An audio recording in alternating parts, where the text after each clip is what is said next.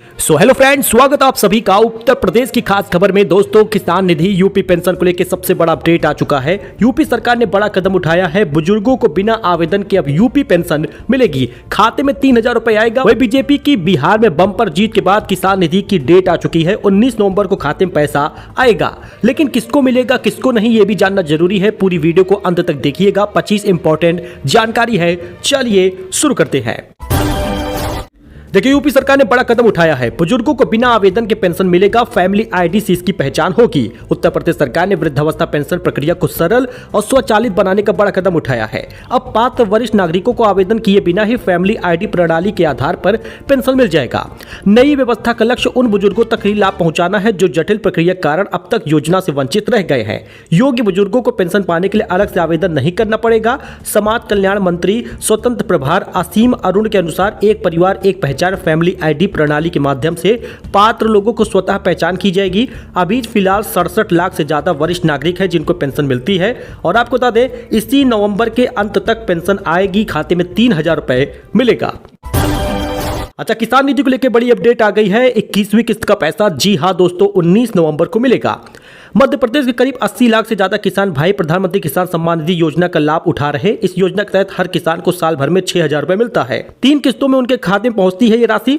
अब चाहे यूपी हो या फिर कोई अन्य राज्य हो, 19 नवंबर को 21वीं किस्त का पैसा आएगा। आपको बता दें, पिछली बार 20वीं किस्त का पैसा नरेंद्र मोदी ने 2 अगस्त को जारी किया था वाराणसी से। अब इसमें संख्या बढ़ भी गई है। 21वीं किस्त 19 नवंबर को जारी किया जाएगा, लेकिन केवल उसी के पास आएगी खाते में 2,000 रुपए जो फार्मर रजिस्ट्री कराए रहेंगे, जिनका ई-केवाईसी हुआ रहेगा। वाराणसी ड्रग इंस्पेक्टर की छापेमारी में 51 मेडिकल फर्म सील हुआ है। ड्रग माफिया के 12 करीबियों पर केस हुआ है। कफ सिरप के रैकेट की तलाश अभी भी जारी है।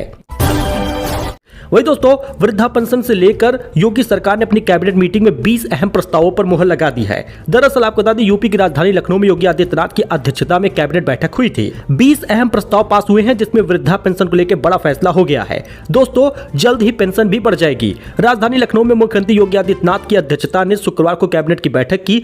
दिल्ली की आतंकी घटना की कैबिनेट ने निंदा भी की है। इसके बाद बैठक में 20 अहम प्रस्तावों पर मुहर लगा दिया गया है। अब फैमिली आईडी से जोड़कर ऑनलाइन सत्यापन होगा वृद्धा पेंशन का। उन्हें पेंशन मिलेगी। अभी पायलट प्रोजेक्ट के रूप में 5 जिला हरदोई, गाजियाबाद, गोरखपुर, कन्नौज और ललितपुर शुरू किए गए हैं। हर महीने बुजुर्गों को 1,000 रुपए पेंशन मिलता है। 3 महीने के अंतराल पर 3,000 रुपए खाते में आएगा। अभी ऑनलाइन आवेदन करने के बाद शहर में एसडीएम और गांव में बीडीओ सत्यापन करता है। 60 वर्ष से अधिक उम्र है। शहरी इलाके में तो बुजुर्ग की आय जो है वो 56,460 रुपए पूरे परिवार की होनी चाहिए सालाना। और वहीं पर अगर ग्रामीण क्षेत्र के हैं तो 46,080 रुपए होना चाहिए। इसके साथ ही इलाहाबाद उच्च न्यायालय में अपर निजी सचिव के 156 पदों का निजी सचिव ग्रेड 1 के पदों पर किए गए उच्चीकरण एवं निजी सचिव संवर्ग के 446 पदों में विभाजन का प्रस्ताव भी पास हो गया है। ग्रेटर नोएडा में बलिया तक 8 लेन के एक्सप्रेसवे परियोजना का कार्य अब उत्तर प्रदेश एक्सप्रेसवे औद्योगिक विकास प्राधिकरण के जरिए किया जाएगा। राज्य सरकार ने बसपा सरकार में 23 मार्च 2008 को यूपीडा और जेपी गंगा इंस्पेक्टर के बीच समझौते को रद्द कर दिया है। सरकार इसके लिए जेपी गंगा इंस्पेक्टर को 3.5 करोड़ रुपए लौटाएगी। अब 7 मीटर चौड़ी सड़क बन सकेंगे प्लेज पार्क। अभी तक कम से कम 12 मीटर चौड़ी सड़क जरूरी थी। इसके साथ ही 2 लाख तक के किराएदारी के करारनामे के लिए देनी होगी 500 रुपए स्टाम्प फीस। ये भी बड़ा फैसला किया गया है। वही गन्ना मूल्य कैबिनेट की मंजूरी मिल गई है। अब अगेती जाति के लिए 400 रुपए एमएसपी तय किया गया है।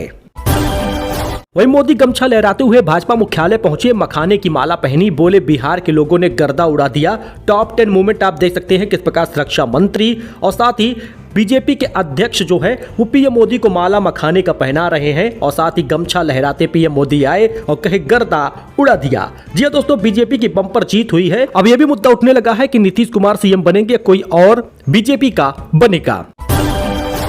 यूपी में केसों का कदम बढ़ जाएगा। टूट सकती है अखिलेश और राहुल की जोड़ी। बिहार नतीजों का ये असर देखने को मिलेगा।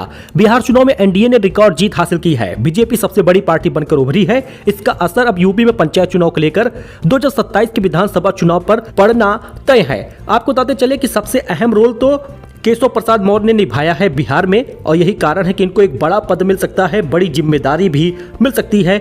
कद इनका बढ़ेगा। वैभव सूर्यवंशी ने 32 गेंदों पर शतक लगा दिया। इमर्जिंग एशिया कप में यूएई के खिलाफ 144 रन बनाए हैं, 15 छक्के लगाए हैं।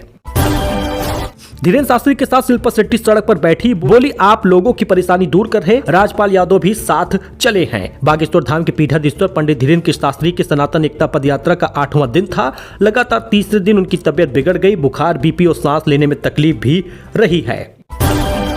अच्छा, आंध्र प्रदेश में 1 लाख करोड़ निवेश करेगा अडानी ग्रुप। असम में भी 63,000 करोड़ के इन्वेस्टमेंट का ऐलान है। विशाखापट्टनम में टेक पार्क कंपनी बनाएगी।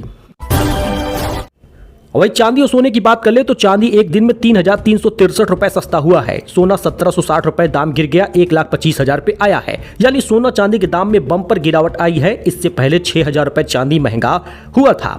इस साल सोना 48,000 रुपए और चांदी 73,000 रुपए महंगी हुई है। लेकिन सोने की कीमत और चांदी की कीमत 14 नवंबर को कम हुई है।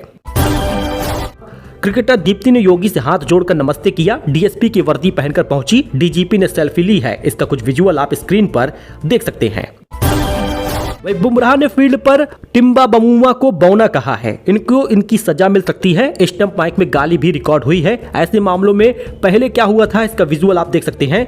दरअसल भारत दक्षिण अफ्रीका टेस्ट में बुमराह की एलपीडब्ल्यू अपील के दौरान स्टंप माइक पर टिम्बा को बौना कहने की बात सामने आई है, जिसके बाद सोशल मीडिया पर विवाद बढ़ गया है। क्या इस शब्द पर कार्रवाई हो सकती है? तो जी हाँ, बिल्कुल होगी। और 50% फीस बुमराह की और ऋषभ पंत की काटी जा सकती है। रश्मिका के पीरियड वाले बयान पर कंट्रोवर्सी हो गया है। सफाई में बोली इसलिए इंटरव्यू से डर लगता है। कहा था अपने बयान में पुरुषों को भी पीरियड हो तो उसके दर्द का एहसास उनको होगा। इस हफ्ते बात कर ले सोना चांदी की कीमत का, तो सोना 4,694 रुपए महंगा हुआ, 1,25,000 पहुंचा है। चांदी की कीमत इस हफ्ते 7 दिन में 11,000 रुपए महंगी हुई है। 2025 में गोल्ड 48,632 रुपए और सिल्वर 73,350 रुपए तक चढ़ गया है। यानी गोल्ड और सिल्वर में इस हफ्ते कीमत बढ़ी है, लोगों के बजट से बाहर हो रहा है। बिग बॉस अनफेयर था। घर से निकलने के बाद मृदुल तिवारी बोले 50 लोगों को बुलाकर 4 पर्ची थमाकर घर से निकाल दिया। बिग बॉस फेम मृदुल तिवारी, जो कि एक यूट्यूबर भी हैं, कॉमेडी वीडियो बनाते हैं, बिग बॉस में गए थे, काफी दिनों तक सरवाइव किया। बिग बॉस अनफेयर है, अब ये कह रहे। अच्छा, एक विजुअल आप देखिएगा। चाउमीन के लिए टूट पड़े लोग। बागपत में यूपी सरकार के सामूहिक विवाह कार्यक्रम का वीडियो वायरल हो रहा। बागपत के सामूहिक विवाह में अजब गजब नजारा देखने को मिला। यहाँ चाउमीन ने ऐसी एंट्री मारी कि फेरे, निकाह और मंत्रों की गूंज के बीच अचानक प्लेटों की खनखनाहट और नूडल्स की खुशबू का महातांडव शुरू हो गया, जिसका वीडियो हम आपको स्क्रीन पर दिखा रहे हैं, जिसका विजुअल आप देख सकते हैं। वही दोस्तों, दुबई में शाहरुख खान के नाम पर बनेगी प्रॉपर्टी। इवेंट में मां को याद करके इमोशनल हो गए। कहा मां जिंदा होती तो बहुत खुश होता।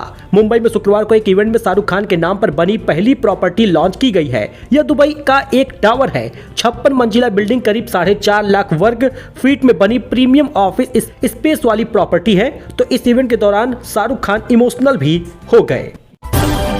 डेटा लेने से पहले कंपनियां बताएंगी कि क्यों लिया है, क्या करेंगे। बच्चों को सोशल मीडिया अकाउंट पेरेंट्स की सहमति से बना पाएंगे।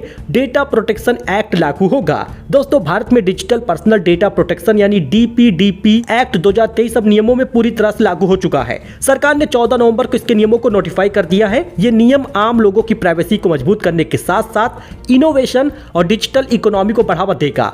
डीपीडीपी एक्ट को संसद में 11 अगस्त 2023 को पास किया गया है। यह डिजिटल पर्सनल डेटा को हैंडल करने वाली कंपनी डेटा प्रोड्यूसरी की जिम्मेदारी तय करता है, जबकि लोगों को उनके अधिकार देता है। बच्चों, दिव्यांगों के डेटा के लिए पेरेंट्स की सहमति जरूरी होगी। जी हाँ, और साथ ही कंसेंट बिना डेटा नहीं ले सकते। डेटा सिर्फ जरूरी काम के लिए लिया जाएगा।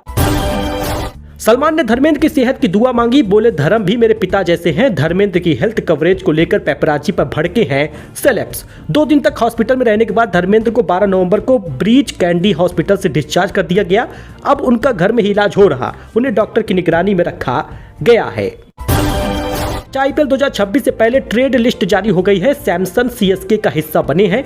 जडेजा, करण राजस्थान रॉयल्स में शामिल होंगे। समी एलएसजी से खेलेंगे। आईपीएल कमेटी ने शनिवार को प्लेयर्स की ट्रेड लिस्ट जारी कर दी है। इसके अनुसार राजस्थान रॉयल्स के कप्तान संजू सैमसन को 18 करोड़ रुपए में चेन्नई सुपर किंग के साथ ट्रेड किया गया है, जबकि सीएसके के ऑलराउंडर रविंद्र जडेजा और सैम करन को राजस्थान रॉयल भेजा गया है।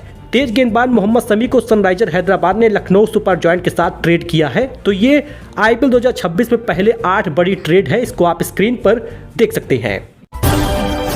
अमेरिकी उपराष्ट्रपति ने विदेशी कर्मचारियों को सस्ता नौकर बताया, कहा हमें इनकी जरूरत नहीं है। H1B वीजा खत्म करने की तैयारी में है अमेरिका। अमेरिका में H1B वीजा विवाद के बीच विदेशी मजदूरों को लेकर छिड़ी बहस अब और तेज हो गई है। अमेरिकी उपराष्ट्रपति JD वेंस ने विदेशी कर्मचारियों को सस्ते नौकर कहकर संबोधित किया और कहा कि हमें उनकी जरूरत नहीं है।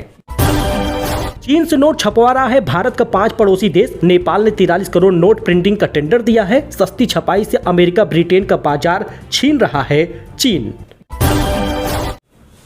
सो दोस्तों, ये उत्तर प्रदेश की कुछ खास खबर थी, नई जानकारी थी, लेटेस्ट न्यूज था। आई होप कि आपको पसंद आया हो। वीडियो पसंद आया हो तो लाइक करिए, चैनल को सब्सक्राइब करिए, हमें सपोर्ट करिए। धन्यवाद।